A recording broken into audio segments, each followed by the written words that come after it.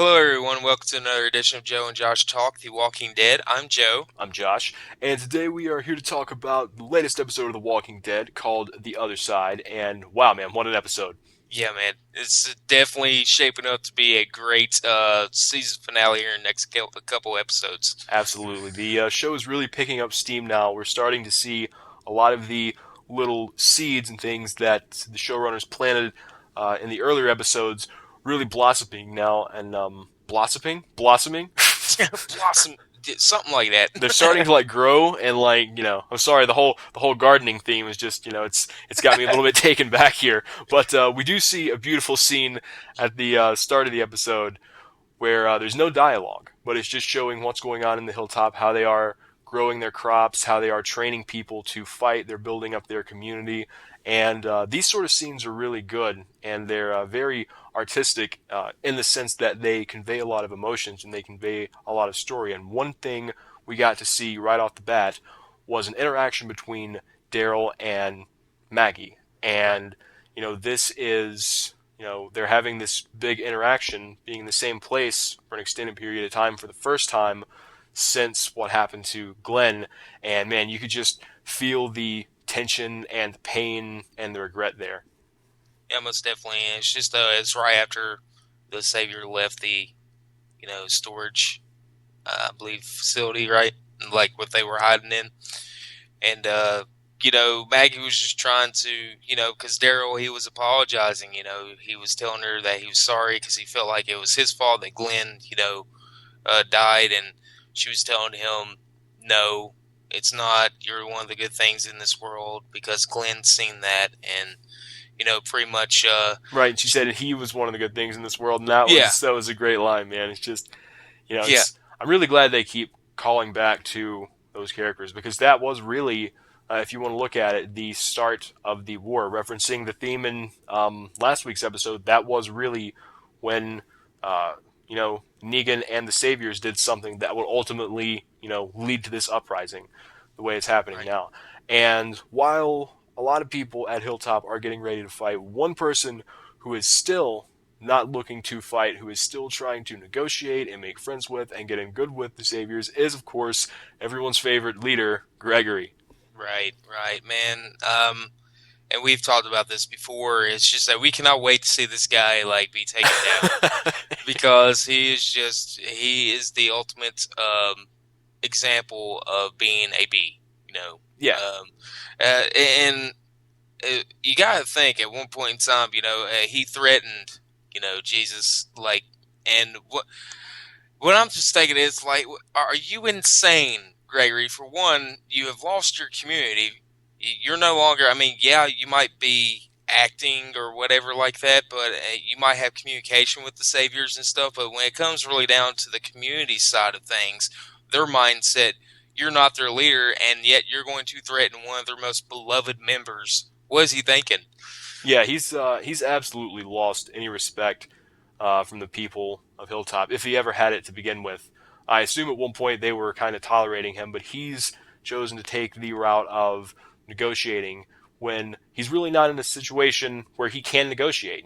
He is kind of pretending, and that's why I love the dialogue he had with Simon, which is he was saying, you have to work with me or my people, they're going to lose all respect for me. And he's talking to Simon and he's like, you get to work with me. And he's like, if it wasn't me, some bad people with crazy ideas could take over. and, that, and Right. that's another thing we need to point out, man. How great was Simon in this episode?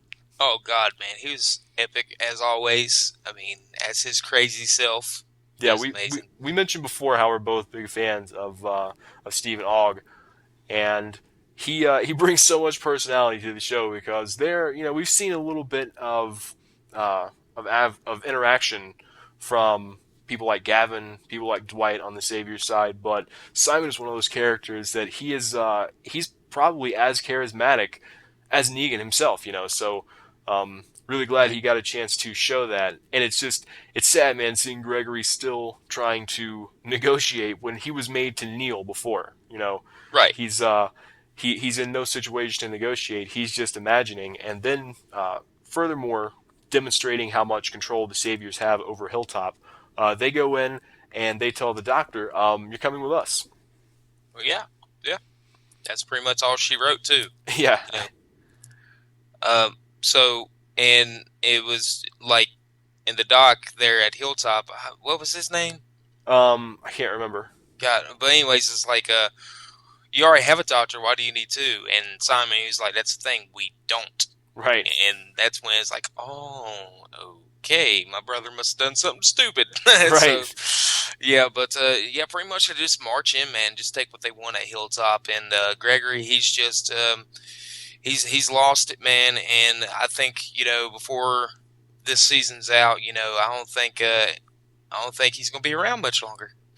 Yeah, I love how we kind of get the idea. We see it in action now because Negan made a comment right after Daryl had escaped the Savior's compound when he says, "Have Simon go to Alexandria and try to good cop it." And in a way, that's what he's doing with the Hilltop as well. When he's looking for people, he's telling Gregory, if there's anything going on, you need to tell us. And Gregory wanting so much to join this group and be seen as their equal and have the kind of power over others that they have over him, he's Right. willing to do almost anything. And when it gets to the point where he's threatening Jesus, Yeah, uh, stupid. yeah, that's a bad move, and that pretty much just lets you know he's not going to be around for a long time, and his death is probably going to be something that fans of the show are going to cheer for because he's tried to give up Maggie and Sasha before, and even now, despite putting everyone in danger, he's talking about how the new people are going to have to pull their weight and all this. So yeah, I'm gonna say he's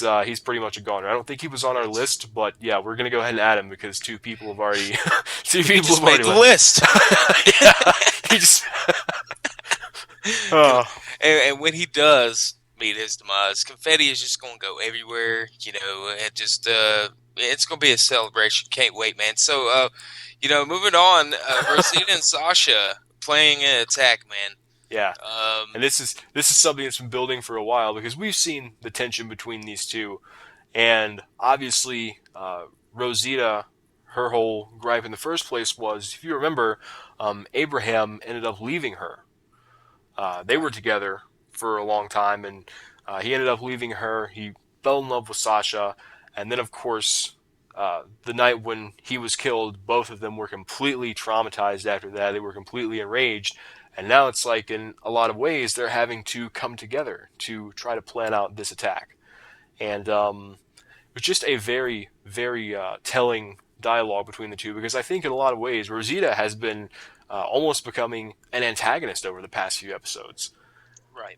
She And is. a lot of people were wondering, oh, is she trying to set Sasha up or something? There were a lot of rumors going around, but they plan on going to a building that is close enough to the Savior's sanctuary where they can get a shot through a window, but they see none other than Dr. Eugene Porter at the sanctuary. Yeah, with his little stuffed animal in his pocket. Yeah, Grimply Gunk. Yeah, Grimply Gunk in his trench coat. Yeah, His little sidekick. only But Eugene, man. exactly, and that they were scouting out in that building, and the Savior's coming back from Hilltop. Yeah, Negan does come out, but unfortunately, they don't get a shot off on Negan. So the plan is to what? Of course, okay. Well, we can't do it from here. We're gonna have to go inside. So, and then once that goes down, they wait till nightfall, and they pop one off. Like they shoot one of the Saviors, and they want to get Eugene out of there. But Eugene, he's just like, I didn't ask you to come. You know, he tells them to go away. More are coming, and he just runs back inside. So, what's the deal with that? I know a lot of people are questioning: has like Eugene actually turned like in favor of the Saviors? Like, is he on their side, or like is he just still planning?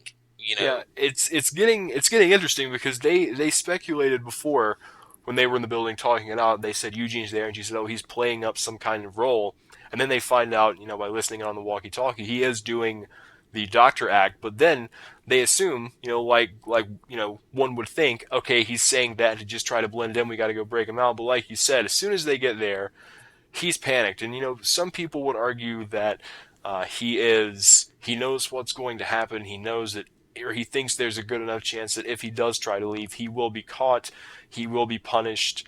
So in a way, he's looking out for his own best interest. But there is the big question of, well, is he in that case just going to assimilate to that society? Is he going to become one of those people and never going to go back, or has it going to go down? I don't know, man. It's kind of up in the air, to be honest. Yeah, because well, if you think on Eugene, if you put yourself in his shoes, um, when he was with Rick in the group, I guess he kind of felt that he didn't get the respect that he deserved. He was constantly put down by everybody.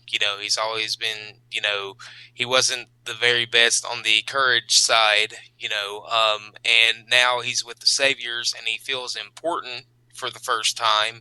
So maybe because of that feeling, he probably just that's probably the reason why he has joined sides, because he actually feels like he is somebody. But then again, is he really joined with them, or is he just playing along? Who knows? We'll find out. But and another scene that that we kind of got this ew feeling, was the super dark scene with Enid. Yeah, yeah, that came out of nowhere, man. Like there was the little dialogue, the kind of nice dialogue between Jesus and Maggie and Sasha before and everything. And then all of a sudden, it just, like you said, it goes from like 0 to 60 in an instant. Yeah, man. It's just one of them things. Like one of them bad thoughts just came into my mind. Because just how it was set up, and Yeah, it's like, oh God, where's this going?